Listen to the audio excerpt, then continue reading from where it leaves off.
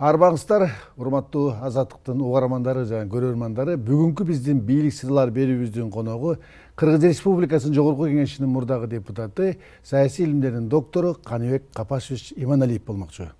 Каныбек мырза, биздин студияга кош келипсиз. Рахмат, арбаңыздар.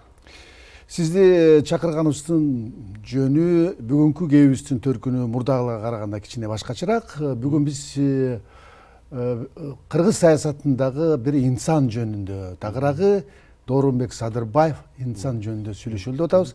Анткени сиз ал киши менен үзөңгүлөш болгонсуз, саясатта болгонсуз, өзүңүз баам салгансыз дегендей баа бергенсиз.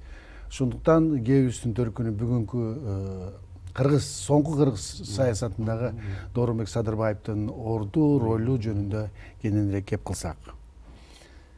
Кептин башы мындай. Мен ал киши жөнүндө окуп үйрөнүп жатканда бир мондай фактыга туш келдим. Доорунбек Садырбаев режиссер, актер. 92-93 жылдары ошол учурда Россия менен Чечнянын ортосунда маселе болуп, Жахар Дудаев деген лидер чыгып аткан мезгил болчу.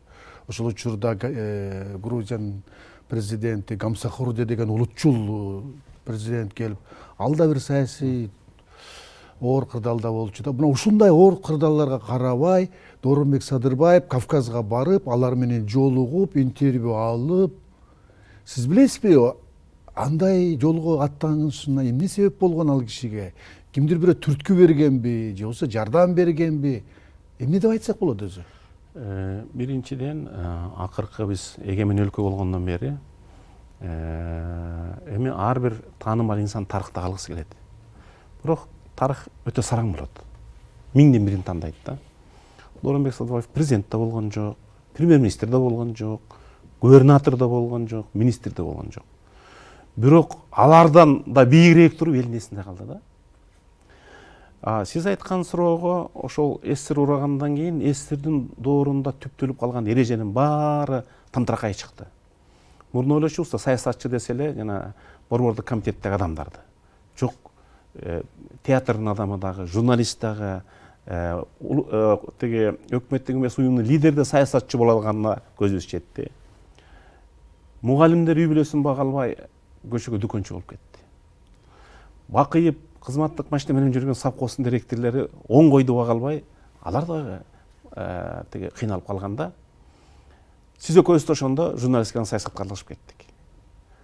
Ошол доор пландык экономикадан рыноктук экономикага өттүк. Империялык мамлекеттен эгемен мамлекетке өттүк. Ошондо жаңы эреже пайда боло электе публицистика менен саясат биринчи орунга чыкты да. Сиз айткан Доорунбек Садырбаев кинорежиссер болуп жүрүп эле 91ден өмүрүн өткөнчө публицист, акын, саясатчы, агайдында эң сонун орусча романы бар Алык Оспанов жөнүндө. Болуп кетишин бир себеби эмне үчүн сиз мага мындай кыйыртууд айттыңыз, эмне үчүн Кыргызстандағы адамдардан интервью албай, Гамсахурдия, Жахар Дудаев, Алпарстандан да интервью алган. Түркиянын ооба. Менимче Докенин дарымети бийик эле. Докенин жана эки документалдык фильминен кийин бизде азыркы журналисттер дагы Доорунбек агай сыяктуу туура суроо берип, талуулуу жерден туура жооп алган бул журналисттик искусство да. Мен сурайын дегеним, ал учурда Кавказ аябай кооптуу аймак болчу. Анан ал жака барып келиш, каражат маселеси, бир кайсы бир идея болуш керекпи эле? Мына ошолда сиз айткан ошол кооптуу аймакка журналист биринчи болуп барыш керек да. Публицист биринчи болуш керек да. Доке ошонусу менен кызык болчу. Ансын келип интервьюларын берди. Менимче республика кесимен асабага берди окшойт. Кийин 5 томдугунда чыкты. Кээ бир интервьюлары азыркыга чейин актуалды да. Ал учурда Докен Кыргызстандын саясатчыларынан алыш ал үчүн кызыктуу маселе. Себеби Докенин масштабы бийигирээк эле да. Ушуга эле кошумча да. Докендин бул терең билимдүүлүгү дагы, актерлугу да. Мен аны жанында жүрбөсөм билбейт элем. Доорунбек Садырбаев Ноокенге барса, Ноокендин элинин деңгээлиндеги маселелерди сүйлөйт. Парламентке келсе, парламенттин деңгээлинде эмнени уккусу келип атат. Анан эң таң калганым 2005 жыл август айында Кыргызстан депутаттары НАТОнун окуу программасын алкаганда гармишке барып калдык. Ошондо Жантөре Сатыбалиев, мен, Камчыбек Кыдыршевич, Марат Султанов, Эшимканов жетсек, Дооронбек ака болуп. Бир жумалык курс болду. Казармада окудук. Орто Азиядагы коопсуздук жана демократия маселеси боюнча. НАТОдан келген, Гарвардты бүтүп келгендер лекция окуду. Сүйүнгөнүм Америкада мамлекеттик департаментте эксперт болуш деген Эрика Марат деген кыз келип лекция окуду. Абдан мыкты окуду. Биздин мекендеш. Анын акыркы күнү бизге таркатып берди да. Дооронбек Садырбаев Орто Азиядагы тоталитардык режимдер жана парламентаризмдин жайылтышы деген лекциясы жүрөт. Күлдүк. Анан кийин ошол күнгө да жеттик. Биринчиден Дооронбек ака бир да саатты калтырбай конспекттелеп катышты, жазып алды да. Кадимкидей окуучулардай суроо берип лекцияларга. Өтө жоопкерчиликтүү мамиле кылган. Эми чын айтканда көбүбүз чет өлкөгө барганда жер көрөлү деп барабыз да, ушундай ойлордо болот да. Жок, бир да сабакты калтырган жок. Анын акыркы күнү ошо 1 саат 30 мүнөт лекция окуду. Дооронбек ака жана трибунага чыкканда Санкт-Петербург университетинин академиялык лекциясынын деңгээлинде окуду, орусча. Укмуш окуду. Себеби бөлөк жактан келген делегаттар да кол чаап кабыл алышты. Абдан суроолор болду. Илимий терминдерди колдонду. Мен тамашалап айттым, Дооронбек ака, сиз Орто Азиянын Бзержинский турбайсызбы деп. Бирок ошого татыктуу болчу. Анан $1800 гонорар алды, евро гонорар алып бизге жооп берди. Бирок ошол лекциясы бүгүн да актуалдуу, минтип айтты. Биринчиден Орто Азия өлкөлөрү суверендүү болгон менен, мамлекеттик институттар болгон менен, элитасы мамлекет болууга даяр эмес экенбиз деди. Ар бир президентке мүнөздөмө берди. Аякта эми эл аралык коомчулуктун өкүлдөрү катышып атат да. Евросоюздук, НАТОнун аларга минтип айтты. Бүт Орто Азиянын мамлекеттерине эгерде парламенттик демократия келбесе, баары экинчи Афганистан болот деди. Себеби баары мусулман өлкөлөрдү, бул өлкөлөрдү Афганистан кылып коюш өптө эле оңой деди. Чекарасы жакын турат, баары мусулман өлкөлөр, диний фанаттар келет. Аны кылбайм десеңер, Кыргызстанды мисал кыла дагы, Кыргызстанда парламент демократияны өнүктүргүлө. Кыргызстан өнүгүп кетсе, коңшу өлкөнүн баарын Тажикстан, Түркмөнстан, Казакстан, Өзбекстанды Кыргызстан сыяктуу кылып койгула. Мына силерге биринчи жол Орто Азияда 5 мамлекет диний фанатизмдин жолу Афганистан. Жок, экинчи жол мынакей Кыргызстанды тандагыла деди. Докемдин мындай сөздөрүндө карап отурганда мындай бат-бат көп колдонгон бир сөз айкаштары, сөздөрү бар экен да. А киши зөөкүр балдарың деп атат да. Ал бул ким жөнүндө кеп болуп атат? Эмне жөнүндөгү сөз болот сиздин оюңузда?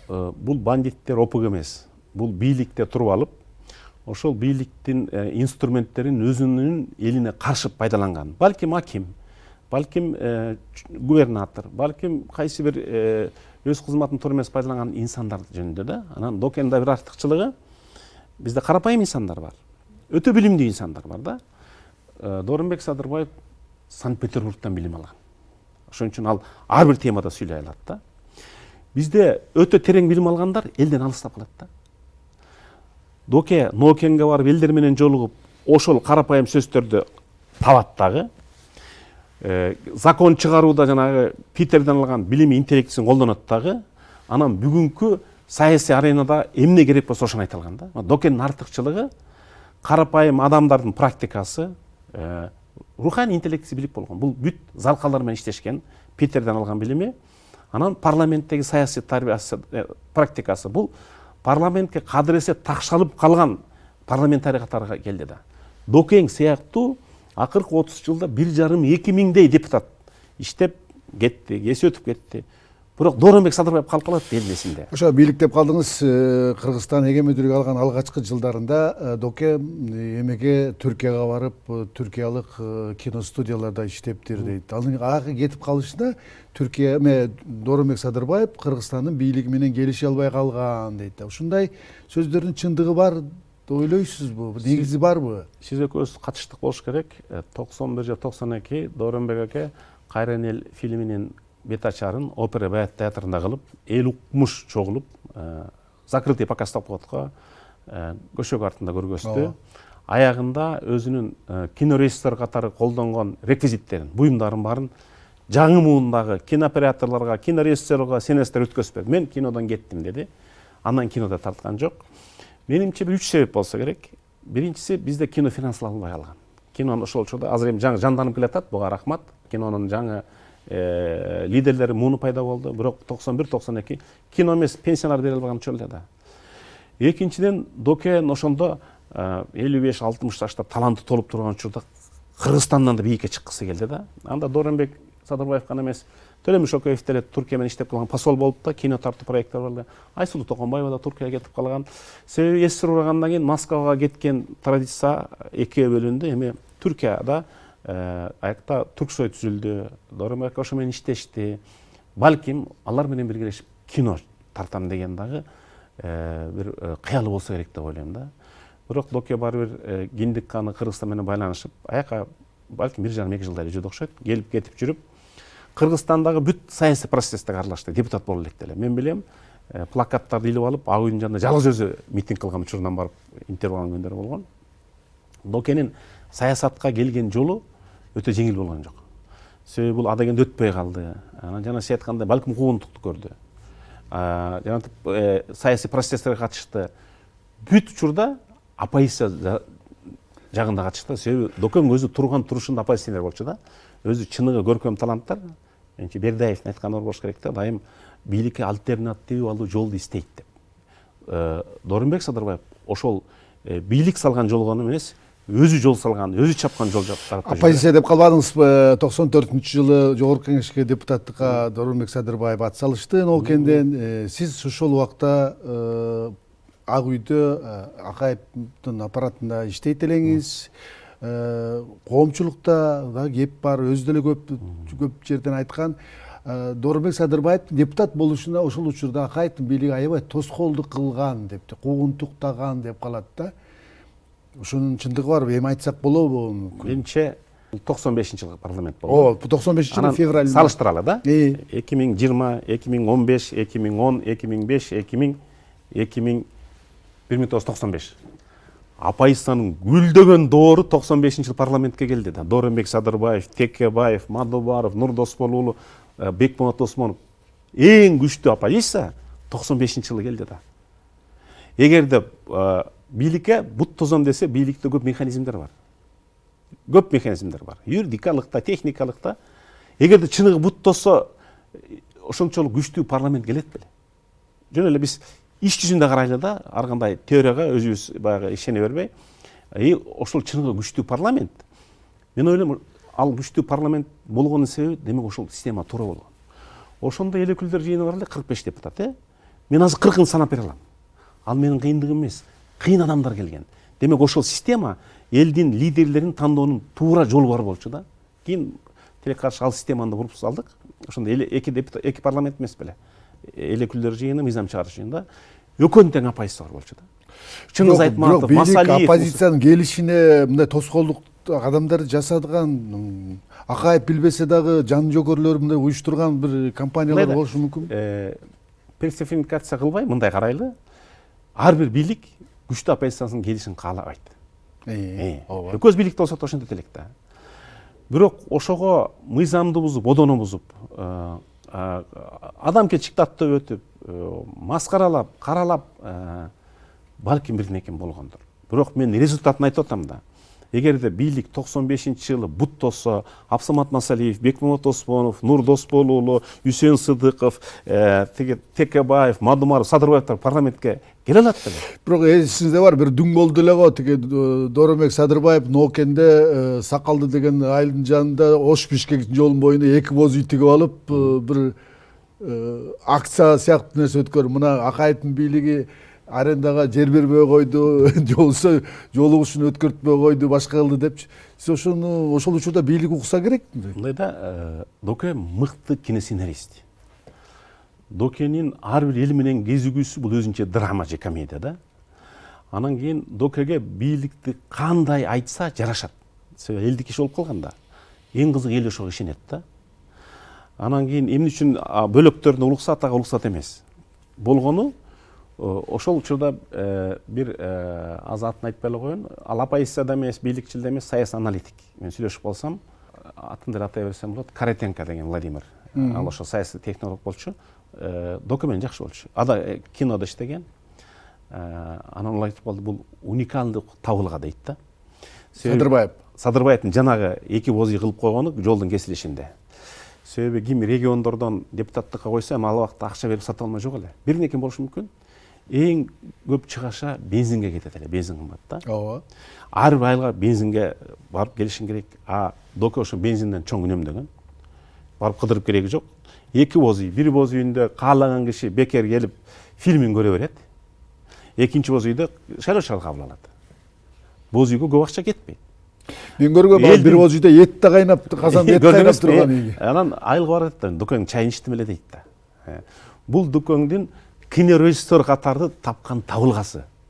Элге кантип тез жолугушу болуш керек, кантип ошол эффект берет. Анан ошо менен депутат өтүп келди да.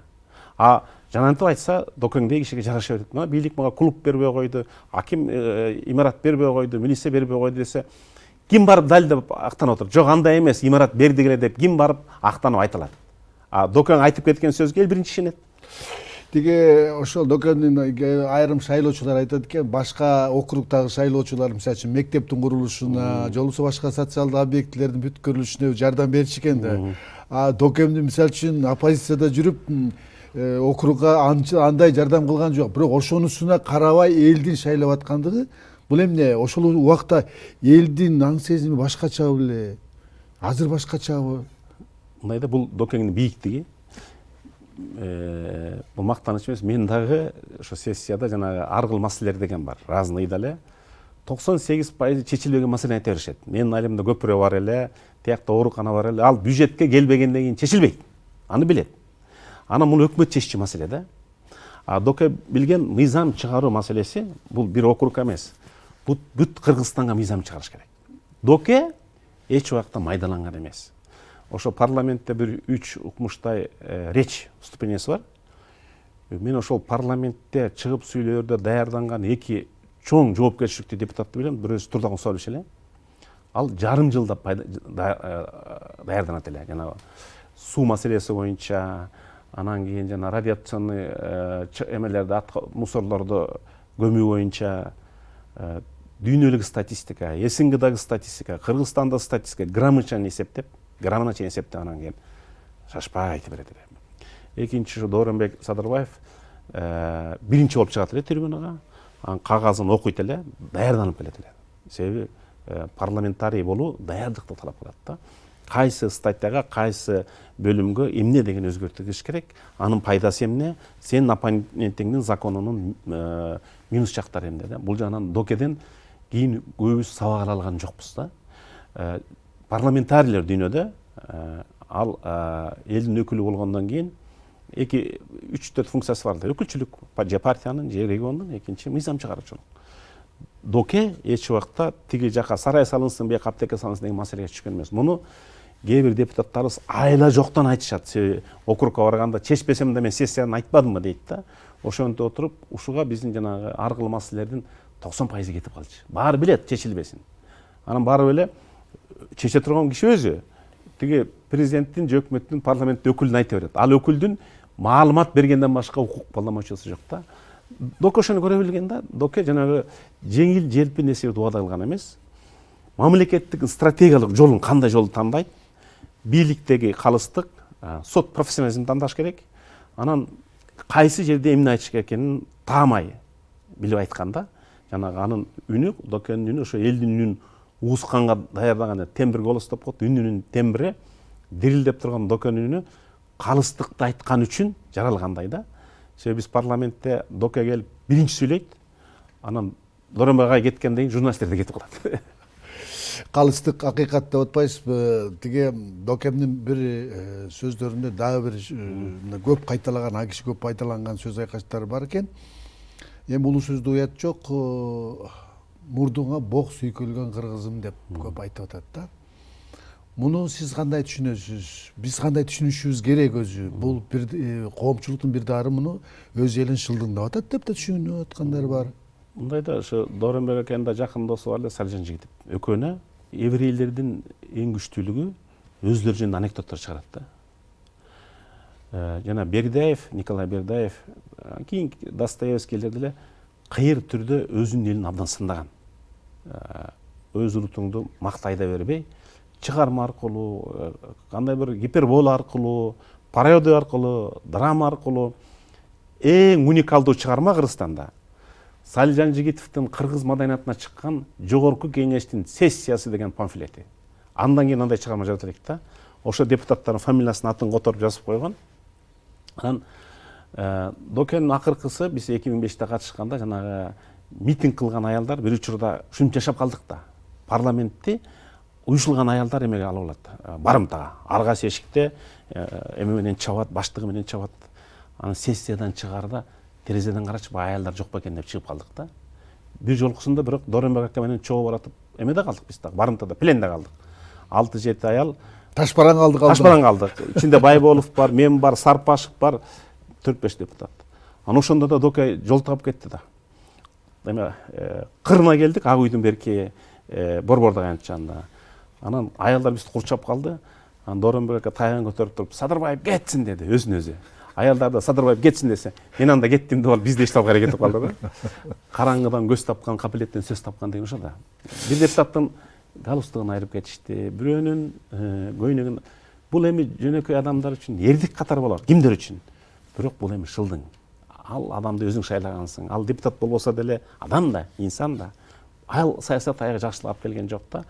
Ошолорду Доке ОМОН деп атады. Отряд баб особое назначение.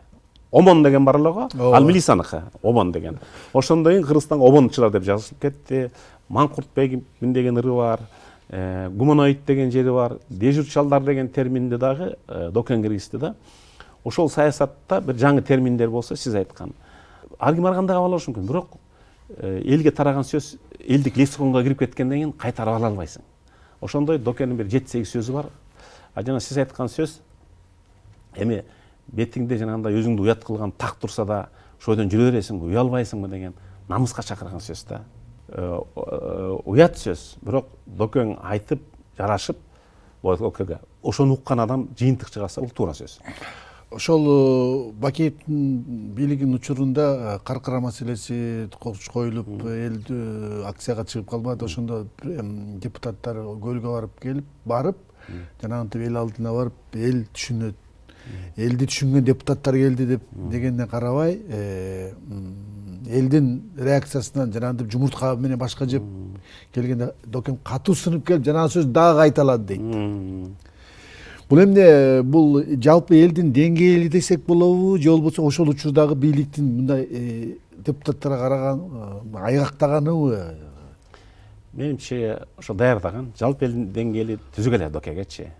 Анан кийин ошо Апрель окуясынан кийин Роза ханымга чоң рахмат. Доронбек аксакалга эл баатырын берип, анан мени чакырып калды. Бир документальный фильм чыгаралы, Доронбек Садырбаевди эскерүү кечесин кылалы. Жалал Абадта болду окшойт. Анан эң кызыгы Доронбек ай менен 2008 февралдын аягы мартта Орто Сай базарынан уулум менен кетип барасам, кичи уулум менен. Доронбек ака базарды аралап жүрүптүр. Анан алыстан көрүлүп, таанып мени Каныбек кел деди. Эмне кылып жүрөсүз десем, кимдир бирөөлөр менин фильмимди диск кылып сатып атыптыр. Ошону көрөлүчү деди. Экөөбүз издедик. Жакын эле жерде экен бир кыз келин экен. Ушун жаңы жылдан бери канча өттү деди. 30 өттү деди. Бирок дискте фамилиясы жок экен. Анан эмне Доронбек муну эме сотко берип патент да авторлук жок. Менин фильмим кимдир бирөөгө тыйын алып келип атса, анда жаман фильм тартпаптырмын деди. Анан экөөбүз экин алдык. Мен алып бирөөнү Доронбекке белек кылдым, өзүм алып. Коштошуп айтканда Каныбек менин жарык көрбөй калган аңгемелерим бар деди. Сонун эжеңе мен чүйдөн болом да, мен эме деп койчу, кайным деп койчу, эзден болом деп койчу. Ошого арнаган аңгемелерим бар. Бирок аны менин көзүм өткөндөн кийин чыгарасыңар, ошо китепти сен чыгарасың деди. Анан тамаша катары эмне акыркы жолушу. Ошо өлөрүнө 2-3 ай калганда, анан ошондой болуп калды, өзүнөн өзү эле ошо китепти чогултканды, чыгарганды Роза Исаковна мага тапшырып калды. Финанс жагынан Осмон Артыкбаев жардам берди, анда жээним деп койчу. Ар бир депутатка үкөм, жээним, кайным деп ушинтип эме кылып, тубандык таап алчу да. Анан жанагы фильмге кадр издеп атканда, ошол Доронбек Садырбаевди артынан ээрчип аңдып жүргөн балкимби, Улуттук коопсуздук комитетинин өкүлдөрү окшойт. жана кууганда бул Балбай баатырдын мүрзөсүнүн жанына келип көзүнөн жаш агып, жана каркыра жөнүндө айтып атат. ошол сынып келди деген ошондо. Куран окуп аткан кадр калыптыр. Анда улуттук коопсуздук комитетине Дүйшөбаев барып калганда, аны ошо кадрды таап берди, фильмге коштук, көзүнөн жаш алып, айланайын көлөне кечирип кой, ушинтип келиндериң келин болбой калыптыр, балдарың бала болбой калыптыр, биз сени коргойлу деп келдик эле, кордолуп атабыз монтип деп, Балбай баатырдын мүрзөсүнүн жанынан көзүн шолоктотуп, өзү Куран окуган кадр калыптыр да. Аны апайысты тартууга мүмкүн эмес эле, өздөрү качып жүргөн да, жана чумуртка менен уруп. Анан ошол оперативдик кызматкерлер арасында аралашып жүрүп тартып калган экен, ошону пайдаландык да. Фильм деп калбадыңызбы? Жана Кайран эл фильм жөнүндө кеп болуп кетти. Доромбек Садырбаевдин фильмдеринин баары жарыкка чыккан, эл көргөн, билебиз. Бирок Кайран эл фильми, документальный фильми жарыкка чыккан жок. Аны бийлик басып салды. Азыркыга чейин цензура коюп койгон деп калат да. Бул фильмдин тагдыры жөнүндө эмне билесиз? Ошо фильмди көргөнбүз. Эл катуу кабыл алган. Документалдык жактары да бар. Анан кийин постановочный жактары да бар. Балким бийликти дагы азыркыныбы, мурунку бир бетке андай бербей, анча-мынча улуттук аң сезимди козгогон жактары бар. Себеби дүйнөдө ошол диний сезим менен улуттук сезим өтө күчтүү болот. Тез эле өрт жанып кетиши мүмкүн да. Улутчулдук мындай радикалдуу жакка да? Бир улутту экинчи улутка козуткан жерлери менимче бар. Мен көргөм да. Балким ошо критерийден билбейм. Бирок мен ошол Докенин жанагы документалдуу фильмин чыгарып атканда сурасак, бар деди. Мыйзамдуу түрдө тыюу салынган, бирок архивде бар дешти да. Ал болушу мүмкүн. Бүлкүм доор өзгөргөндө, анча-мынча жумшартып, ал үркүндөн башталат ал фильм. Ошол окуясы менен бүтөт. Анан кийин балким Доке ошону өтө эмоционалдуу көз карашта тарткан, анда талант ашып, мына чоң полотно, чоң эпопея тарта турган учурда кино кыйрап калды да. Анын айла жок, Доке Доромбек агай публистикалык киного өттү, документалдык киного өттү. Өтө күчтүү фильм, бирок жанагындай сиз экөөбүздүн кыргыз экенибизге намыска тийген өтө курч жактар бар да. Бул өкмөт каржылаган, өкмөт буйртма берген жок, ал доордо өкмөттүн анчалык шай болуп турган учур болчу. Мынча каражатты өзү тапса керек эле. Доромбек Садырбаев Кайран эл деген саясий партия түздү. Бирок Кайран эл баягы саясий күрөштөрдө, процесстерде деле көрүнгөн жок да. Бул баягы элдин күүсү менен эле түзүп койгон эме болдубу же башка да себеп болдубу? Эмне болду? Бул көрүнгөн жок. Доромбек агайдын Курманбек деген жакшы Турунбеков жардамчысы бар эле. Ошол кишиде болчу документтери. Менимче партиянын негизги пайдабалы бул финанс болот да. Балким ошол багытта, ошол себептен партиясын өзүнчө жетектеп катышкан жок окшойт. Бирок эки партияга Доромбек ака Роза Исаков менен чогуу катышты. Асаба партиясына, анан кийин Ата журт партиясына. Ата журт кыймылына кийин 2008-жылы уюштурулган экен. Анан 2005 Асаба менен катышты окшойт. Эме кыймылдан катышты. Партиянын атынан катышкан жок. Доромбек Садырбаев өзүнүн атынан эле келип жүрдү, эме парламентке партиянын атынан эмес. Доромбек Садырбаев ооруп калды, ошол оорунун азабынан дүйнөдөн өтүп кетти. Бирок коомчулукта айрым туугандарында да ушундай бир шек саноолор бар. А кишинин ооруп калышы ошол учурдагы бийлик менен катыштыгы бар деп байланыштырып, мындай шектүү нерсени айтышат да. Ушул сөздөрдө негиз барбы? Мен дагы бир жолу кайталап окуп чыктым. Сонун эженин маеги, эскерүүсү, арманы ошол 2008-жылы үйдөн туруп атып эле оозунан кан кетип калат экен. Анан кийин Эни Сакрамка барышат, ошол жактан колдон үзүлөт. Ага чейин 2004 бир жерден эметкен экен. Отравление болгон экен, ашказана ууланган. Эми көз өтүп кеткенден кийин күнөөнү моюнга алыш кыйын. Отравление болгону чын экен, бирок аны бийлик отравление болдубу, же кандай суроодон өтүп кеткен, мөөнөтүн өтүп кеткен, тамак ичти, аны эч ким бүгүн далилдей албайт. Бирок ошол 2004-жылга күмөн саноо бар. А 2008-те мен ойлобойм ошо бийлик барды, жана кан кызуу ийгенде ошонун артында кандайдыр бийликтин заказы турат деп айта албайм. Андай менин далилим жок. Антип тиги жанында өмүр бою түбөлүк жары болгон 47 жыл сонун эже да антип айтпайт да. тиги бу дебиз эми Алланын берген жашы окшойт да. Ошол күндө ушунча жашап иче суусу бүткөндү Алла Таалам ошол күнү маңдайына жазса керек да. Дооробек Садырбаев мына саясаттын олимпинде көп жылды жүрдү, көп карама каршылыктуу окуялардын дагы чордонунда болду дегенде сынган учуру болгон экен, көкөлөгөн учуру болгон экен, көңүл көтөрүлүпчү. Сизге окшогон мындай депутат коллегалардын айткандары барбы? Бул депутат болуп саясатка келгенде бир өкүнгөн учуру, келбей эле койсом болмок экен, режиссер эле болуп жүрө бергенсем болду. Жок, Дооронбек ака менен сумкасын көтөрүп да жүрдүм. Анан мурунку кичинекей кабинетинде эме бар эле. Узун плакат. Аякта Ленин, Брежнев, Горбачев, Аскар Акаев, Текебаевдин сүрөттөрүн илип алган катары менен.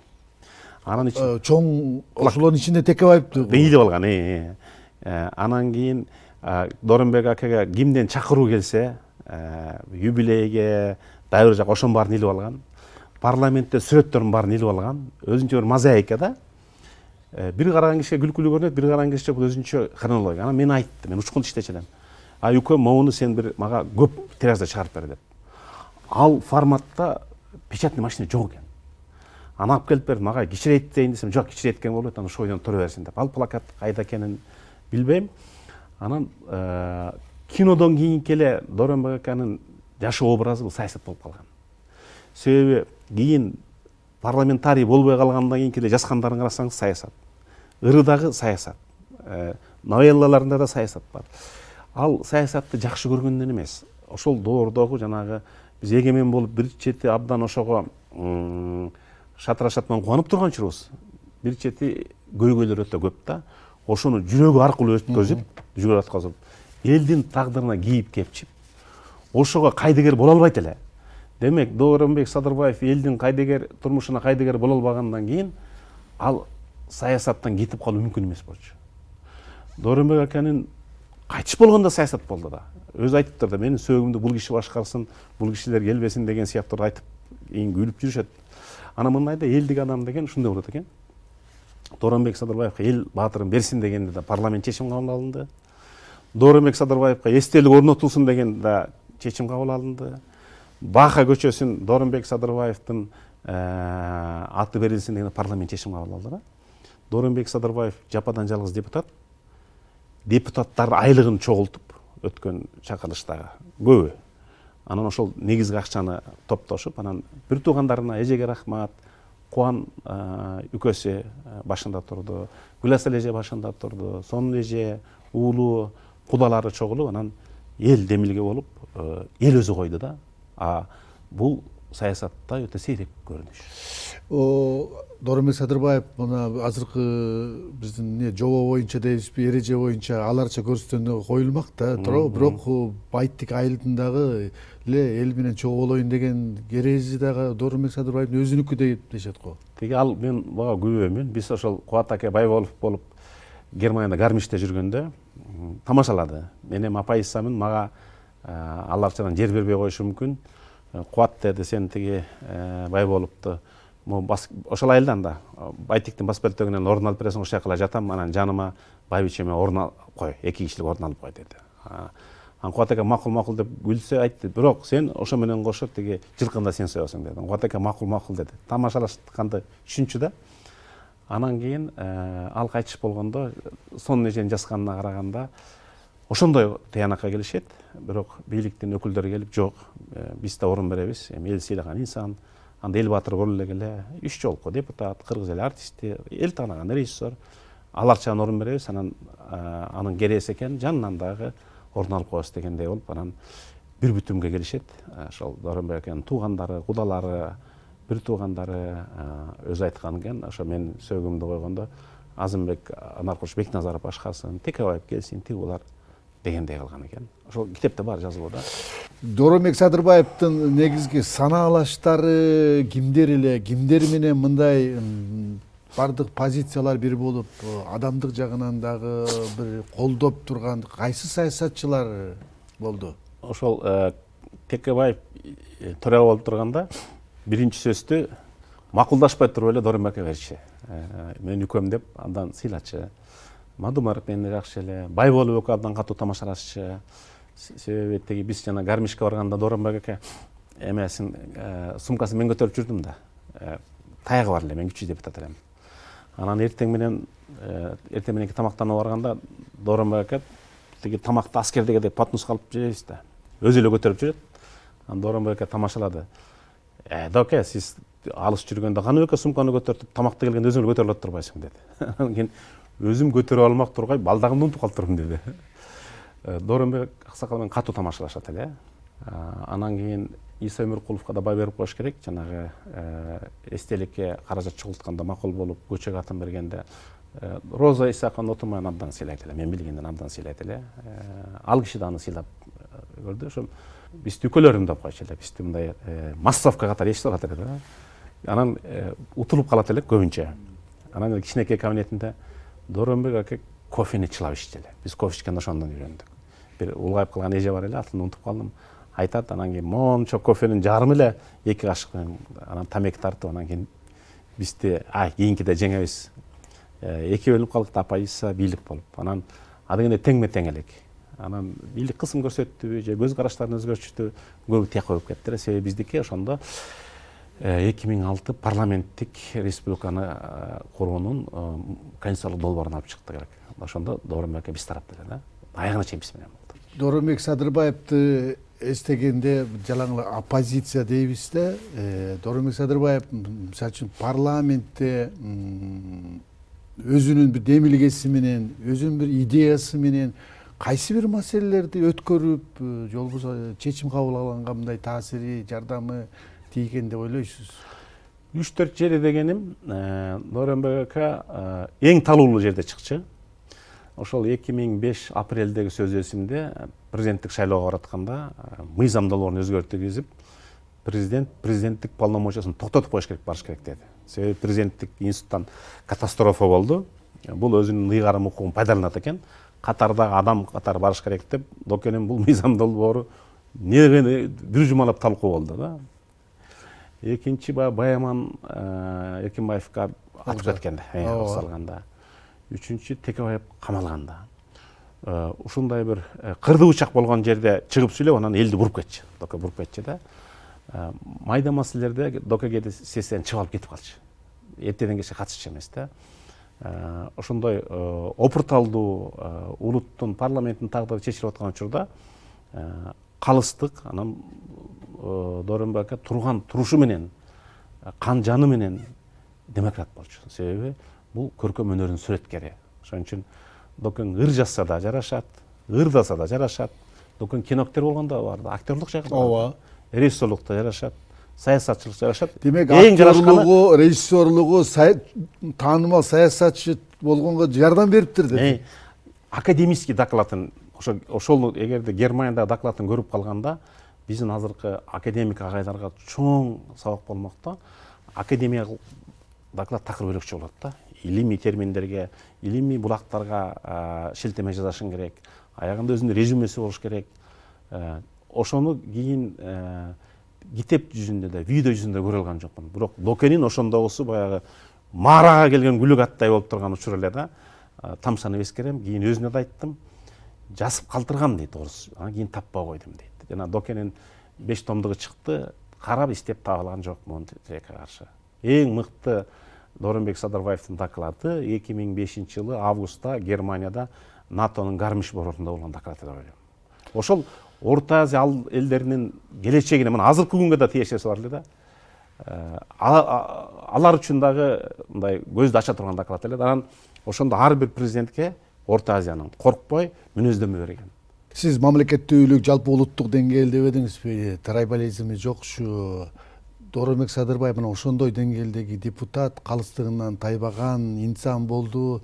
Бирок кийинки жылдары парламентте болсун, жалпы саясий элитанын арасында болсун, мына ошондой деңгээлдеги турган, ачык айткан саясий элитанын бир өкүлдөрү эмнегедир көрүнбөйт да. Мындай да. Буга эмесе саясатыбызбы же баягылар кеттиби, калган жокпу? Биринчи ойлойбуз да, парламентте күчтүү сүйлөшүштүн күчтүү полномочия керек деп. Андай эмес экен. 2010дон 2015ге чейин парламенттин гүлдөгөн доору болду. Андай полномочия эч ким бизге берген эмес. Бирок Садырбаев пайда болгон жок да. 95-жылы, 2000-жылы Дооронбай аке 3 жолку созукта болду. Алакта полномочия алса эле. Кеп полномочия эмес да. Менимче ал турмуштун сабагын көргөн, совет доорунда көргөн, жандай Питерден барып билим алган, кинорежиссурада Болот Шамшиев, Төлөмүш Окоевдердин аралашып жүргөн, Дөш алар менен интеллектиси. Анан кийин жанагындай эсир урагандан кийин доор ушундай Дооронбай акелерди алдыга сүрүп чыкты да, ушундай инсандарыңар бар деп. Себеби ошондогу областтын биринчи секретары эл насыр чыгып сүйлөй албайт эле да, Дооронбай акен сыяктуу. Турмушчуларды алып чыкты, турмуш жаңы лидерлерди алып келди. Тилекке каршы кийин ал парламентте деле эмес, бөлөк жакты карасак деле өзү элита майданганып кеткендей да. Өзү элита мурун университеттин ректорлору ким эле? Ар бирөө эстердин деңгээлинде таанылган академиктер эле да. Азыр көбүн эл тааныбайт. Университеттин ректору деген бүт Кыргызстан тааныган инсан болчу да. Илим дүйнөсүндөгү лидер болчу.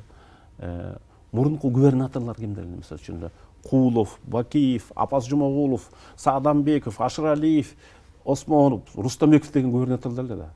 Сөз сүйлөсө сөз жарашат, иштесе иш жарашат, артында колдогон эли бар. Азыр жалпы буга бир адамды, бир президентти, бир институтты күнөөлөй албайсың. Биз өзүбүз майданганып бараткандайбыз да. Мисалы үчүн азыр искусство тармагында дагы мындай жалпы дүйнөгө Миңжилкыев сыяктуу лидерлер чок болуп атпайбы? Маданиятта деле ошондой да. Бул ойлондура турган маселе мындай да, баке. Өткөндө Мелис Абакеров жазуучубуз кайтыш болду. Мыкты жазуучу эле, иман саламат болсун. Ошого кирип баратканда буякта Асанкалы Керимбаев, Калый Молдобасанов, Жалил Садыков, Кашмамбетовдун эстеликтери турат. Баары бир жерде да. Баары бир жерде турат. Мен ойлондум. Булар эстир доорунда жаралган инсандар. Миңжилкыев, Болот Шамшиев, Төлөмүш Океев, Калый Молдобасанов, Асан Канжымакматов держава окуткан аларды.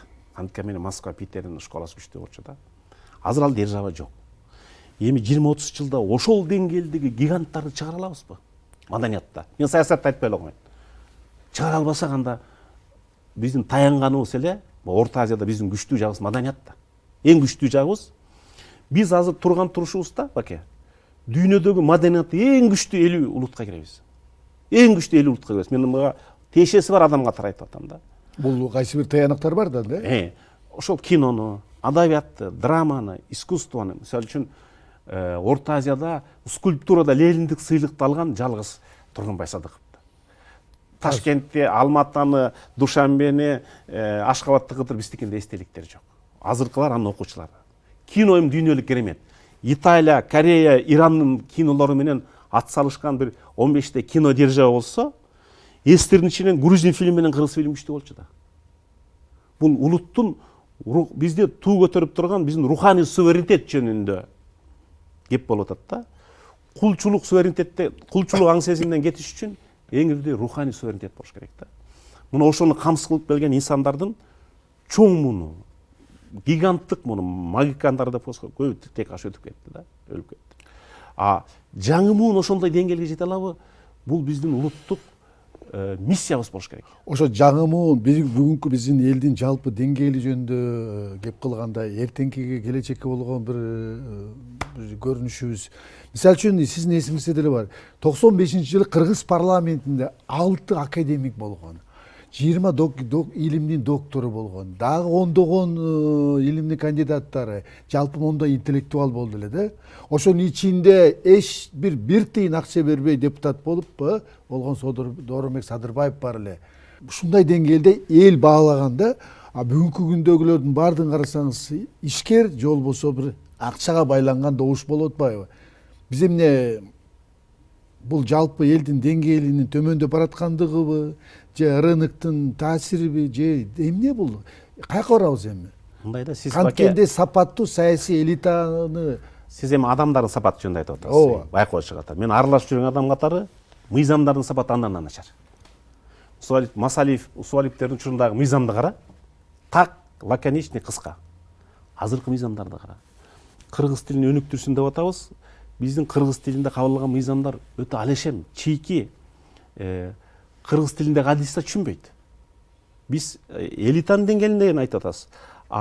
Мамлекеттик институт мыйзам актыларын иштейт да. Алар дагы төмөнгө деңгээлге түшүп кетти да.